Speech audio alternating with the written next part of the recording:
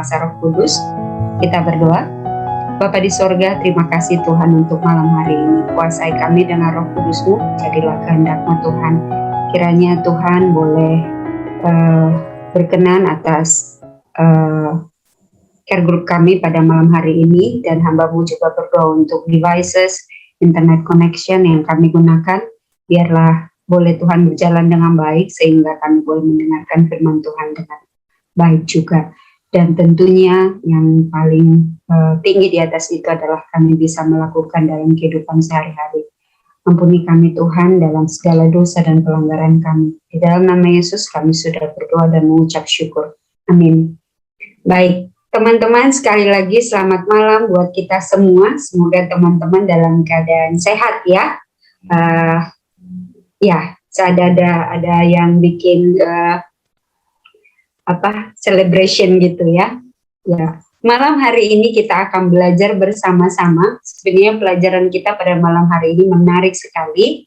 Walaupun ini pembahasan yang mungkin teman-teman sudah pernah dengarkan atau mungkin sering sekali didengarkan, tetapi seperti setiap Rabu kita selalu bilang pasti ada yang baru yang kita belajar gitu ya. Yang baru yang Tuhan teguhkan di dalam hati kita masing-masing. Baik, malam hari ini kita akan belajar The Rich Man and His Barn, The Parables of Jesus. Jadi kita masih belajar tentang perumpamaan Yesus.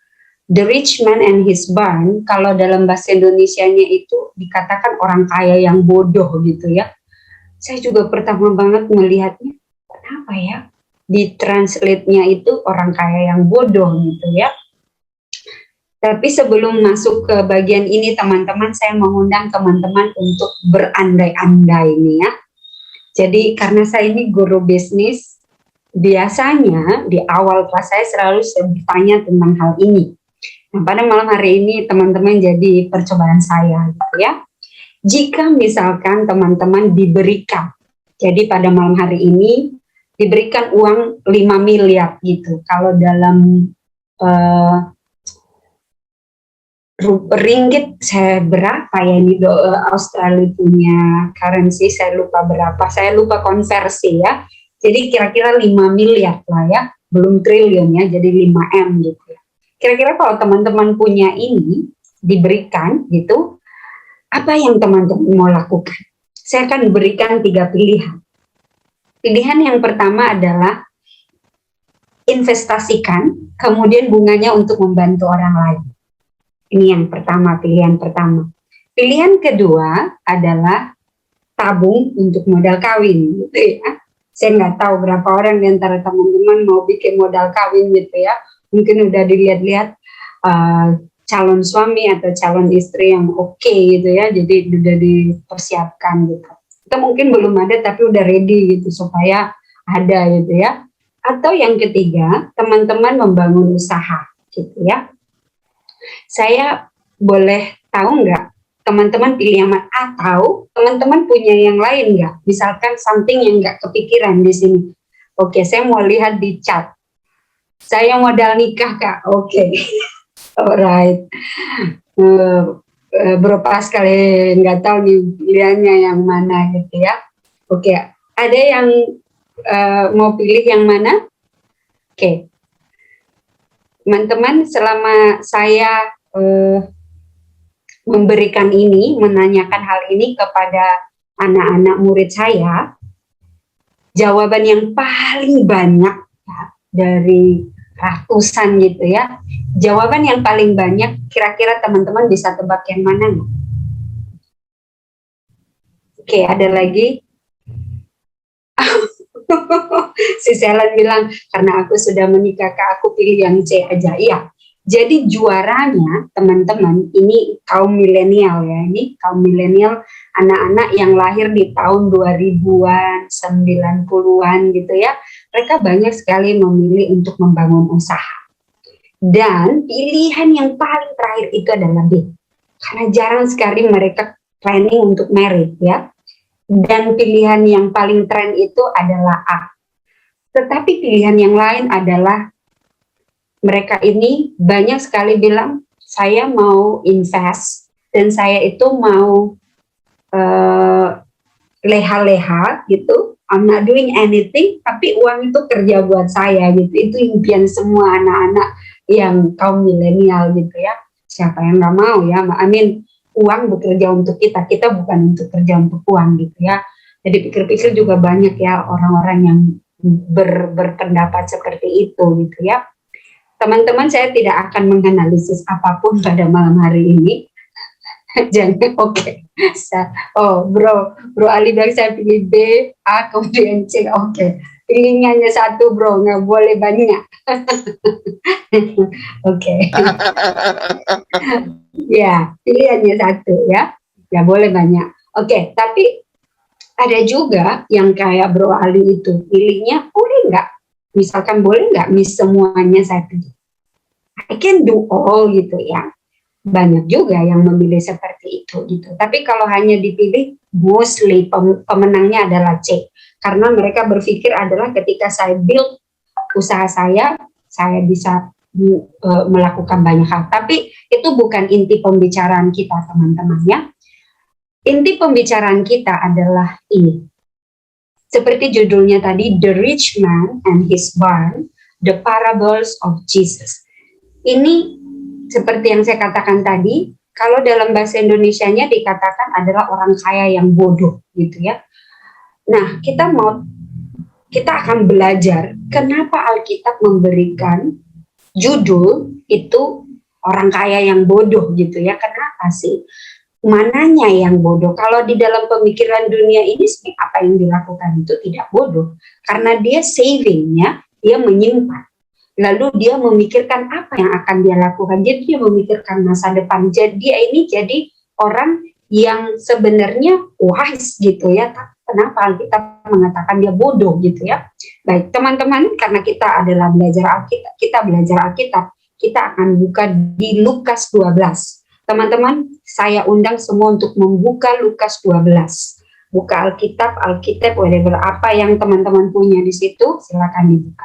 Kita akan mulai pembicaraan kita dari Lukas 12 ayat 13.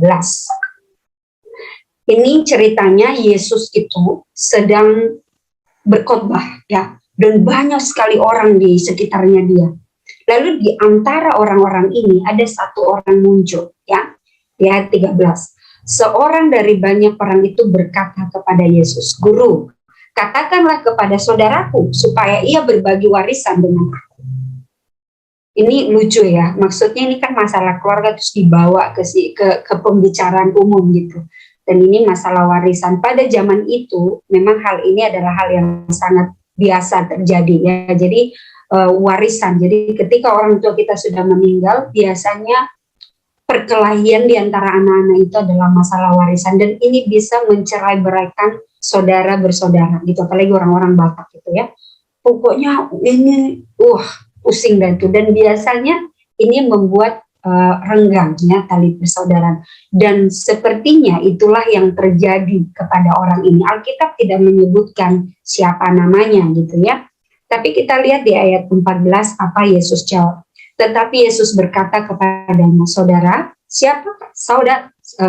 tetapi Yesus berkata kepadanya, saudara, siapa yang telah mengangkat aku menjadi hakim atau pengantara atas kamu? Ini Yesus kok kamu bawa sih ini keluarga gitu ya, dan siapa yang mengangkat aku menjadi hakim atau pengantara atas kamu? Atas kamu itu artinya kamu dan saudaramu gitu ya. Yesus itu sebenarnya bingung dengan orang ini, tapi di ayat 15 katanya lagi kepada mereka. Jadi orang nanya tadi itu, tapi dia menunjukkan kepada orang yang banyak itu ya.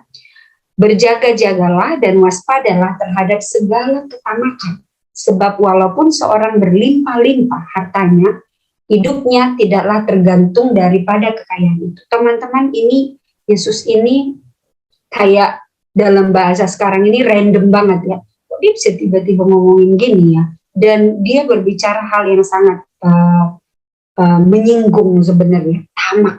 Ketamakan ini satu kata yang sebenarnya kalau di dalam Alkitab kita tahu ini artinya lebih dari egois ya. Jadi tamak itu kalau kita artikan dalam bahasa dalam bahasa sekarang itu adalah I, pusatnya I gitu ya. I ini, I, pokoknya aku gitu ya, itu intinya. Ketamakan semua yang ada itu buat saya, gitu ya. Dan itulah sebenarnya inti dari kehidupan kita sekarang ya, banyak kalau kita belajar bagian-bagian, tapi fokus kita nggak di situ. Tapi kenapa Yesus ngomongin ini ya? Dan itu diungkapkan di antara orang banyak. Teman-teman jangan lupa, Yesus itu bisa membaca hati dan pikiran manusia. Setan nggak bisa ya, tapi Tuhan itu tahu karena Dia pencipta kita. Apa yang kita pikirkan, motif kita Dia tahu. Dia tahu banget, Dia tahu hati ya. Jadi Yesus tahu apa yang dipikirkan orang ini dan orang-orang banyak pada saat itu ya. Oke. Bentar ya teman-teman.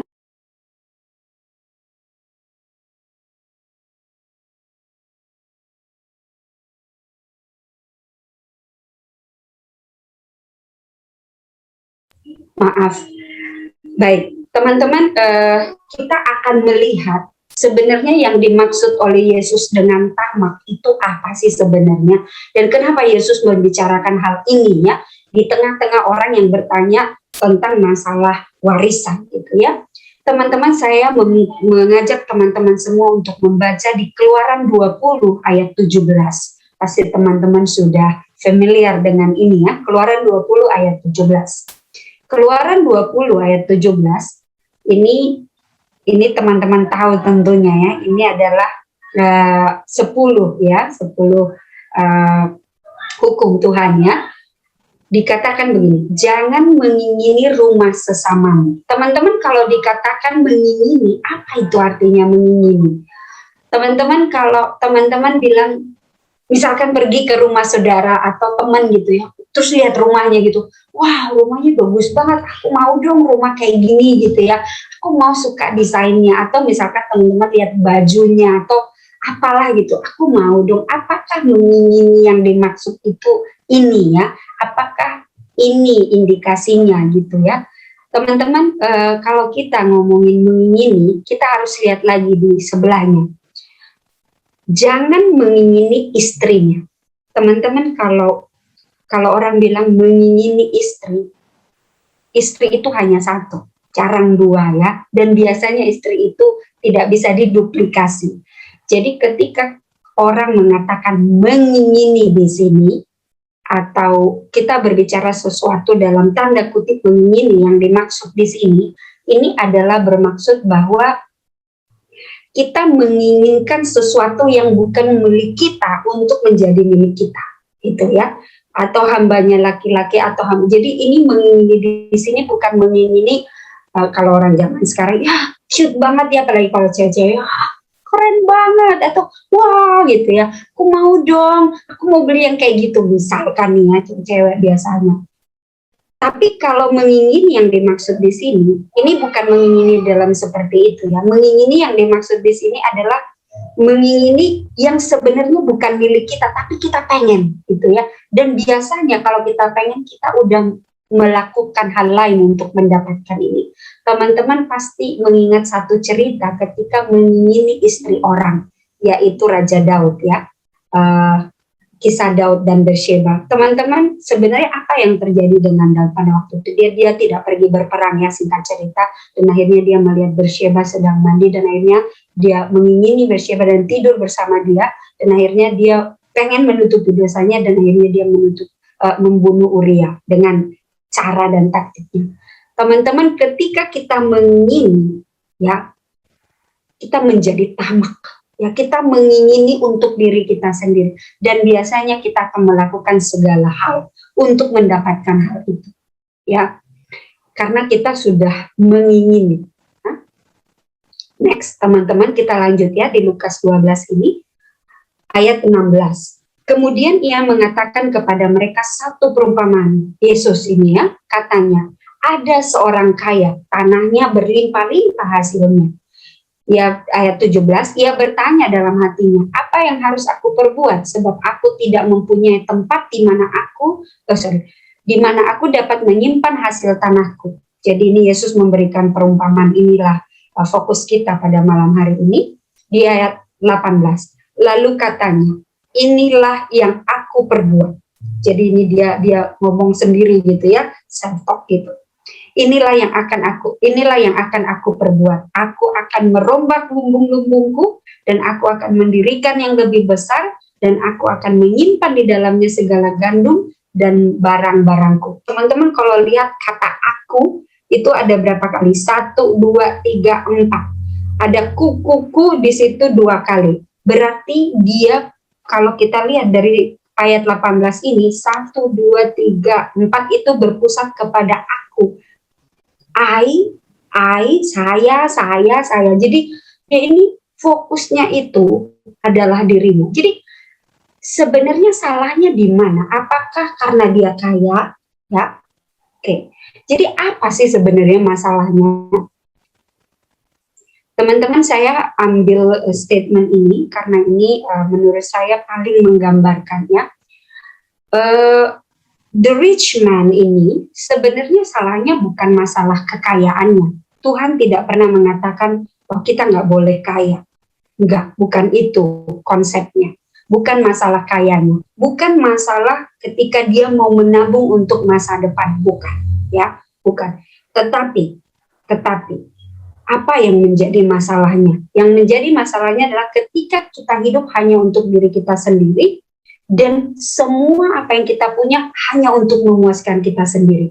Jadi akar permasalahannya, teman-teman, ada di ayat 19.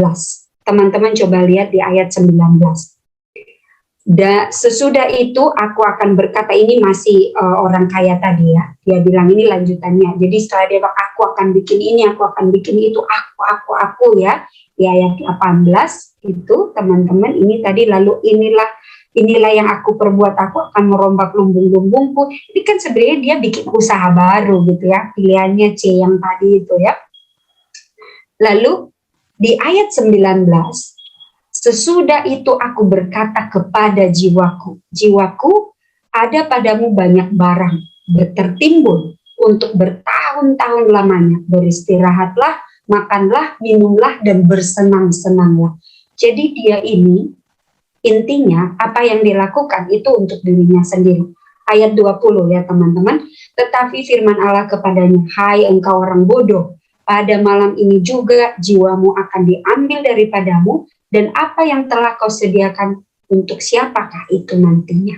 Oke, ayat 21, demikianlah jadinya dengan orang yang mengumpulkan harta bagi dirinya sendiri, jika ia tidak kaya di hadapan Allah. Teman-teman, ayat 19 ini saya garis merah.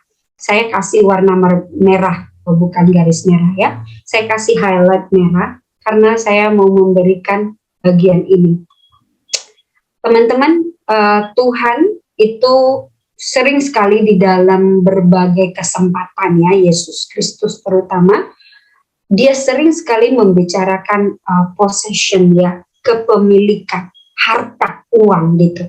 Dan ini banyak sekali di perjanjian baru. Teman-teman, masalah terutama orang-orang zaman sekarang yang membuat stres berkepanjangan itu adalah masalah uang, investasi. Dan ini menimbulkan stres yang sangat berat ya. Karena ini menjadi ketamakan pribadi gitu ya. Menjadi satu obsesi yang tidak bisa dikalahkan gitu ya. Baik teman-teman, mari kita lihat apa yang Tuhan katakan, apa yang Alkitab katakan tentang harta dan uang. Apakah Alkitab mengatakan kamu nggak boleh kaya, kamu nggak boleh punya properti? Bukan itu. Banyak orang kaya di dalam Alkitab yang Tuhan Yesus juga berkenan atas mereka ya.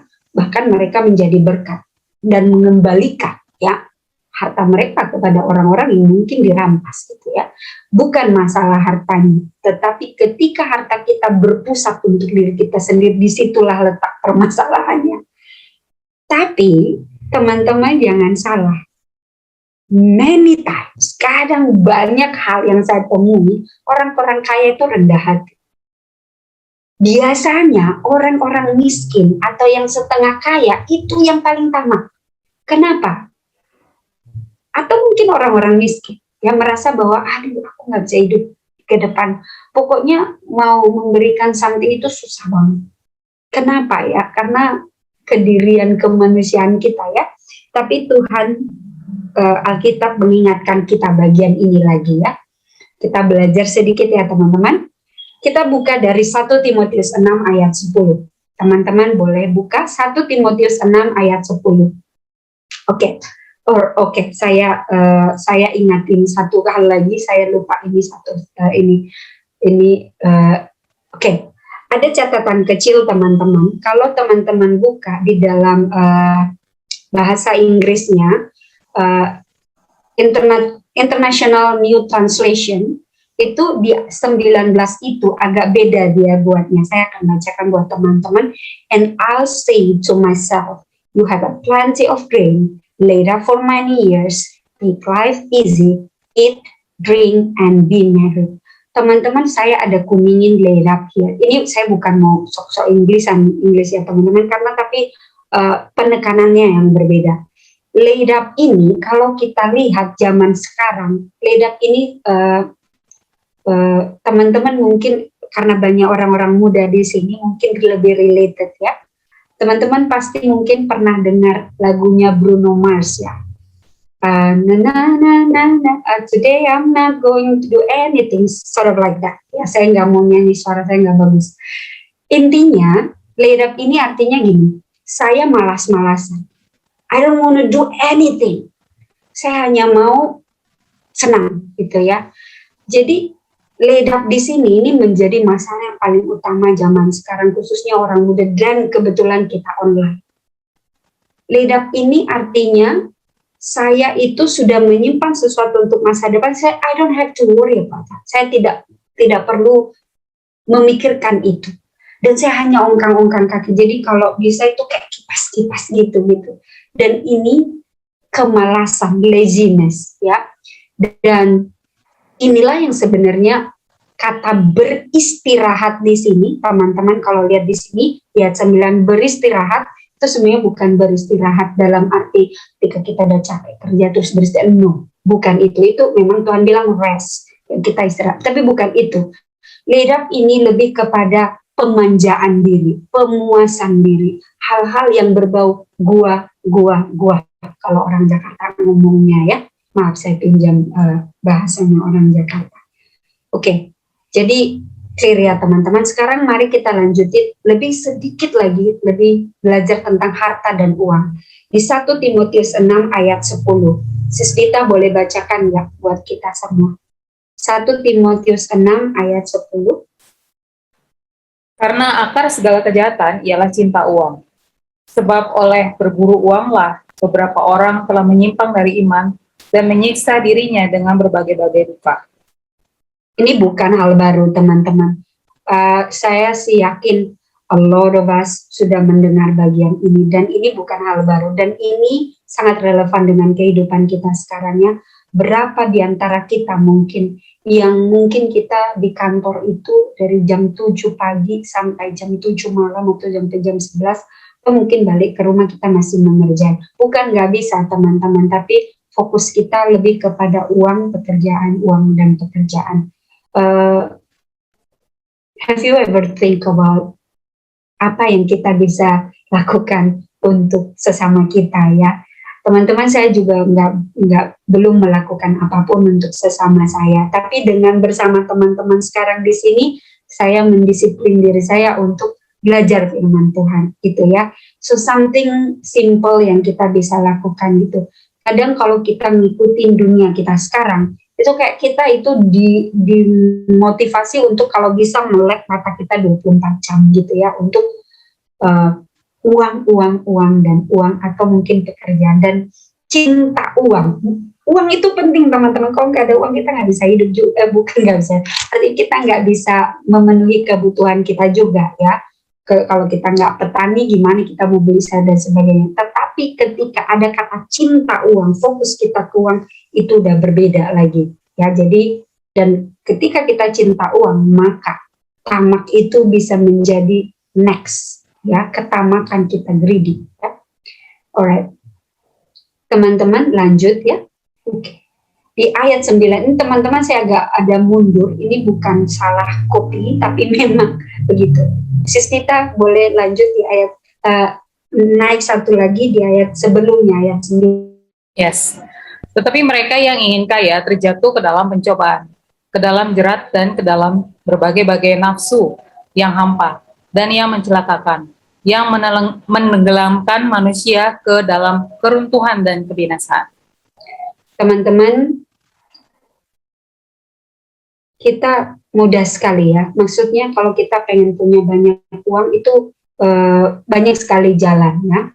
Dan biasanya ketika kita fokus dan forsir diri kita untuk melakukan ini, itu bisa menjadi ketika teman-teman coba pikirin lagi ya. Saya yakin ada teman-teman yang pekerja juga di sini sama seperti saya. Ketika teman-teman punya gaji 1 juta, 2 juta gitu ya, dengan teman-teman punya gaji misalkan 25 juta atau 30 juta, lifestyle kita berbeda, semua hal yang berbeda, dan ada mungkin hal-hal yang kita dulunya nggak punya akses ke situ, kita sekarang punya akses dan kita terjerat di situ ya. Ini menjadi, apalagi saya tinggal di Bali ya teman-teman, itu mungkin satu hal yang saya highlight ya, di sini dikatakan holidays every day in Bali gitu ya, a pleasure, something yang memuaskan diri, itu satu hal yang menjadi gaya hidup orang Bali menurut saya, which is sebenarnya itu menjadi mata pencarian orang-orang di sini, tetapi fokus pemanjaan diri itu menjadi salah satu yang membuat orang juga terjerat dalam banyak kesusahan dan hawa nafsu, dan itu menenggelamkan ya. Ini sangat mudah teman-teman, apalagi orang-orang muda ya, kita mudah banget untuk jatuh dalam ini, dan ini adalah jerat pertama. Kita merasa aku harus saving untuk menikah, aku harus saving untuk iniku, calon anakku dan sebagainya. Kita lupa fokus kita itu siapa ya teman-teman. Next, masih di Timotius teman-teman, lanjut ya. Oke, di 1 Timotius ini saya ambilnya agak mundur tadi, dari 10 mundur lagi ke 9, sekarang ke 6 ya, jadi mundur ini kita ceritanya.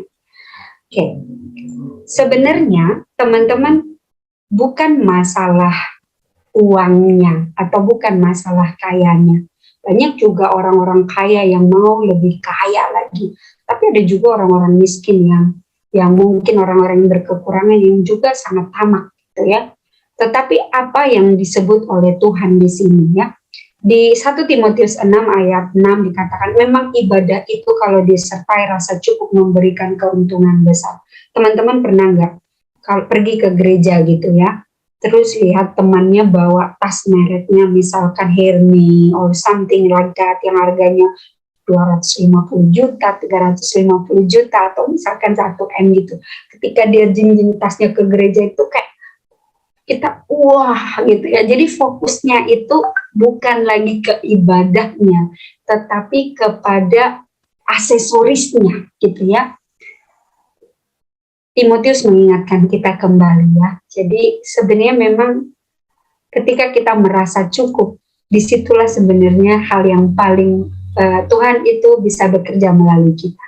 Karena banyak orang yang sudah punya banyak uang, setahu saya ya, itu masih banyak juga yang merasa tidak cukup. Tapi ada juga punya orang yang punya cukup sedikit, paling hidupnya itu dari bulan gaji ke gaji gitu, tetapi dia orang yang sangat ramah, yang suka menjamu orang, yang kalau kita minta tolong dia itu mau tolong gitu ya. Atau mungkin kita tahu dia juga kesulitan, orang tuanya sakit lah atau apalah gitu, tapi dia masih memikirkan orang lain. Ada juga hal orang-orang seperti itu. Rasa cukup itu biasanya datang bukan dari pribadi kita saja ya, artinya rasa cukup itu biasanya dibarengi dengan rasa syukur. Jadi tidak pernah ada rasa cukup kalau kita tidak bersyukur, itu tidak mungkin. Dan rasa syukur itu hanya bisa ketika Tuhan memampukan kita untuk bersyukur ya. Jadi itu hal yang highlight kita. Jadi dikatakan lagi di dalam ayat 7, sebab kita tidak membawa sesuatu apapun ke dalam dunia dan kita pun tidak membawa apapun keluar. Jadi we have nothing sebenarnya. Jadi we don't have to worry about everything gitu ya. Tetapi apakah kita mau, artinya oke, saya hanya punya 100.000, terus saya itu oke, Tuhan saya tahu saya nggak usah saving money untuk, bukan itu ya teman-teman. Tapi rasa cukup di sini itu adalah rasa syukur kita atas apa yang Tuhan berikan bagi kita, dan kita melakukan apa yang kita bisa lakukan untuk membantu orang lain. Itu aja yang perlu kita highlight di ayat ini. Baik, teman-teman, sedikit lagi ya. Di Matius 19, kita akan belajar sedikit. Sis Ines bisa, Sis Amel bisa bantuin saya. Di Matius 19 ayat 23, boleh bacakan buat kita semua. Matius 19 ayat 23, Yesus berkata kepada murid-muridnya, "Aku berkata kepadamu, sesungguhnya sukar sekali bagi seorang kaya untuk masuk ke dalam kerajaan surga." Ayat 21. Ini mundur ya, jangan kaget Sis Amel, mundur dia. Saya langsung ke 21. Oke, enggak. Kata Yesus kepadanya, "Jikalau engkau hendak sempurna, pergilah, jualah segala milikmu dan berikanlah itu kepada orang-orang miskin, maka engkau akan beroleh harta di surga, kemudian datanglah kemari dan ikutlah aku." Teman-teman, thank you Sis Amel. Yang di ayat 23 ini adalah perkataan Yesus kepada orang muda yang bertanya kepada Yesus, "Guru, apa yang saya bisa lakukan untuk memperoleh hidup kekal?" Lalu Yesus bilang, "Ya, jual seluruh yang kamu punya." Tetapi apa orang muda ini, apa yang dia lakukan? Dia 22, ketika orang muda itu mendengar perkataan itu, pergilah ia dengan sedih sebab banyak hartanya. Teman-teman, orang yang banyak hartanya biasanya fokusnya ada di hartanya ya, biasanya ya, karena dia merasa bahwa I have to do something. Tetapi orang yang banyak hartanya tapi fokusnya kepada Allah, itu berbeda lagi. Dia akan menggunakan apapun yang dia punya untuk melakukan pekerjaan Tuhan. Itu beda. Jadi kita diingatkan di Matius 19 ini tentang kekayaan lagi. Yesus menasehatkan kita, ya sukar memang buat orang kaya ya masuk ke dalam kerajaan surga. Kenapa? Karena kekayaan itu mengikat kita di dunia ini ya. Dia mikir, ini kemana nih uang gua nanti gitu ya. Dan Tuhan juga mengingatkan kita kembali di dalam 1 Timotius 6 ayat 17.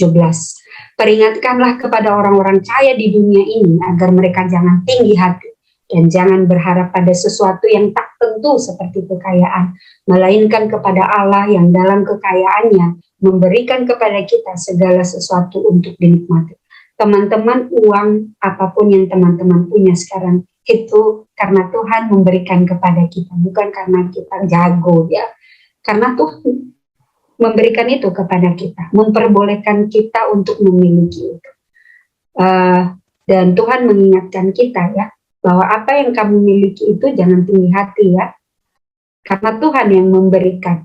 Tetapi apa yang Tuhan lakukan, apa Tuhan ingatkan lagi kepada kita di ayat 18, peringatkanlah agar mereka berbuat baik. Ini yang Tuhan inginkan. Jadi teman-teman, fokusnya bukan kayanya, tetapi fokusnya, langkah baiknya kalau kita mau memberi dan kita punya, kita kasih ya. Artinya berbuat baik ini juga, misalkan nih ya teman-teman, ada orang yang sakit, misalkan orang tuanya sakit jantung dan butuh uang. Kalau memang kita nggak punya, kita juga nggak bisa tolong, susah juga ya. Jadi yang dimaksud di sini, peringatkanlah agar mereka, dengan apa yang kita punya, fokus kita apa? Diri kita atau berbuat baik kepada sesama kita. Ini diingatkan kepada. Jadi ketika Yesus atau ketika Tuhan kita, Allah kita memberikan kekayaan kepada kita, Tuhan mengingatkan, mengamarkan kita untuk berbuat baik, menjadi kaya dalam kebajikan, suka memberi dan membagi. Jadi teman-teman, ini juga bukan hanya berbicara, tentang kekayaan dalam materi, tetapi dalam kebajikan. Ya, teman-teman mungkin kalau saya nggak punya uang, teman-teman saya guru ya. Mungkin yang saya bisa bagi buat orang apa paling ilmu saya gitu ya. Kalau misalkan ada yang oke, bisa ini enggak, bisa bantu ini enggak, lihat pajak ini dong, periksa ini, mungkin hanya itu yang saya bisa lakukan. Kebajikan untuk menolong orang, atau misalkan nih perusahaan saya ini bukan perusahaan laba, bisa nggak ditolong periksa laporan keuangan, itu bisa kita lakukan. Artinya kita itu diberkati untuk memberkati. Itu hal yang Tuhan mau ingatkan lagi kepada kita dari bagian ini. Sedikit lagi teman-teman. Oke. Di ayat 19, maaf ini saya harus bolak-balik. Dan dengan demikian mengumpulkan suatu harta sebagai dasar yang baik bagi dirinya di waktu yang akan datang, mencapai hidup yang sebenarnya. Jadi teman-teman, kita tahu bahwa kita tidak mungkin mengumpulkan harta di buminya. Harta di bumi ini nggak selamanya ya, karena di bumi ini ada ngengat ya, ada karat, dan kalaupun masih ada yang sisa diambil sama pencuri. Ngengat itu teman-teman itu merusak semua yang hidup gitu ya, living things. Karat itu merusak semua yang berbagai besi-besi gitu. Dan kalaupun masih ada sisa itu diambil pencuri, intinya nol gitu ya. Kita nggak akan bisa mengumpulkan apapun di dunia ini. Anything itu akan, ketika kita mati itu hilang semuanya ya. Seperti orang kaya tadi, ketika dia mikirin itu tadi yang banyak, saya mau bikin ini, Tuhan bilang malam ini nyawamu diambil, cannot do anything ya, kita nggak bisa bikin apa-apa juga gitu ya. Alright, ya ini saya kita harus mengumpulkan harta di surga ya, karena memang rumah kita di surga ya. Jadi Tuhan bilang di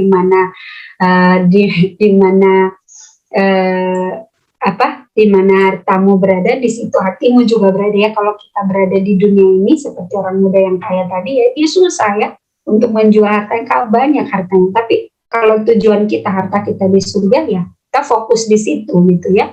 Jadi fokusnya shifting, mengganti our focus itu fokus kita, bukan goal, fokus kita itu yang paling penting ya. Oke. Ya, ini dia 21, karena di mana hartamu berada, di situ juga hatimu berada. Teman-teman ini kayak gampang ya ngedengerin ini, ngomongin ini, karena mungkin kita nggak punya banyak uang. Tapi kalau kita punya banyak uang ini menjadi lain teman-teman. Misalkan tabungan teman-teman dari biasanya cuma 1 juta, 2 juta, sekarang misalkan ratusan juta. Terus mau kasih persembahan atau kasih perpuluhan. Dulu mungkin kasih perpuluhannya cuma 10.000 atau 100.000. Sekarang kasih perpuluhannya 100 juta. Wah, itu udah beda lagi ya. Kalau orang biasanya 100 juta gue bisa bikin apa nih gitu ya. Jadi ini hal-hal yang mungkin kita perlu ya. Jadi saya tulis di sini refocus ya, refocus again. Jadi kita harus ingat apa fokus kita. Seperti tadi judul kita ya, orang kaya yang bodoh ini fokusnya dirinya. Lalu Tuhan bilang kalau kamu fokusnya dirimu, kamu tamat sebenarnya. Ya, baik. Teman-teman, sebagai penutup, saya akan undang teman-teman untuk ini nasihat untuk kita pada malam hari ini, untuk membaca di terusannya ya, di Lukas tadi. Di Lukas itu kita lanjutkan di ayat berikutnya. Di ayat 22, teman-teman, Lukas 13 ayat 22. Ya sama ya, tadi lanjutannya. Ini nasihat bagi kita semua. Oke, saya boleh minta, karena di layar saya hanya ada Sis Dita. Bolehkah Sis Dita yang bacakan? Maaf ya Sis. Boleh dong. Oke, dua-dua ya. Yesus berkata kepada murid-muridnya, karena itu aku berkata kepadamu, janganlah khawatir akan hidupmu, apa yang hendak kamu makan, dan janganlah khawatir pula akan tubuhmu, akan apa yang hendak kamu pakai. Sebab hidup itu lebih penting daripada makanan, dan hidup itu lebih penting daripada pakaian. Perhatikanlah burung-burung gagak yang tidak menabur, dan tidak menuai, dan tidak mempunyai gudang atau lumbung, namun demikian diberi makan oleh Allah. betapa jauhnya kamu melebihi burung-burung itu. Lanjut sis, 25. Siapakah di antara kamu yang karena kekhawatirannya dapat menambahkan sehasta pada jalan hidupnya? Jadi, jikalau kamu tidak sanggup membuat barang yang paling kecil, mengapa kamu khawatir akan hal-hal lain? Satu lagi sis, terakhir. Perhatikanlah bunga bakung, yang tidak memintal dan tidak menenun. Namun aku berkata kepadamu, Salomo dalam segala kemegahannya pun tidak berpakaian seindah salah satu dari bunga itu. Terima kasih sis Tita. Teman-teman pernah lihat bunga bakung ya? Biasanya dia pagi-pagi mekar, sorenya dia nutup lagi. Dikatakan perhatikanlah bunga bakung yang tidak memintal dan tidak menenun. Namun aku berkata kepadamu, Salomo dalam segala kemegahannya pun tidak berpakaian seindah salah satu dari bunga ini. Teman-teman, Tuhan peliharakan. Teman-teman, orang kaya yang tadi itu dia punya segala-galanya. Dia berpikir bahwa hidupnya ini akan panjang. Dan dia berfokus pada dirinya. Lalu Tuhan bilang, kalau nanti malam hidupmu diambil, diakhiri, kamu nggak punya apa-apa.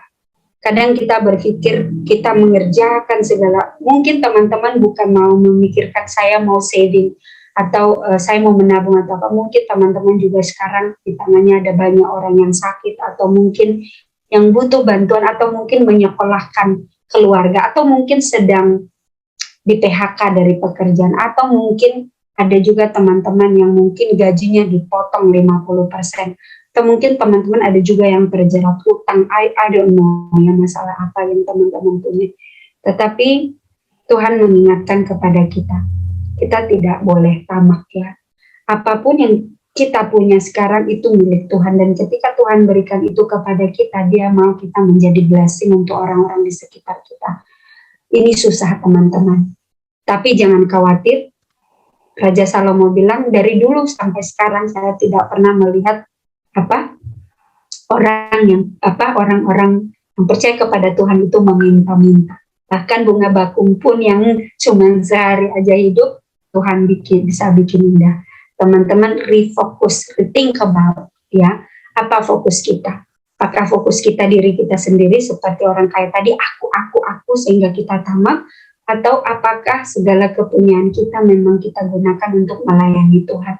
Teman-teman mungkin kita nggak punya banyak ya, mungkin teman-teman juga saya nggak punya harta atau apapun, tetapi apa yang saya punya mungkin bukan dari materi. Apakah saya pergunakan itu untuk pekerjaan Tuhan ya, atau untuk menjadi blessing bagi orang-orang di sekitar saya?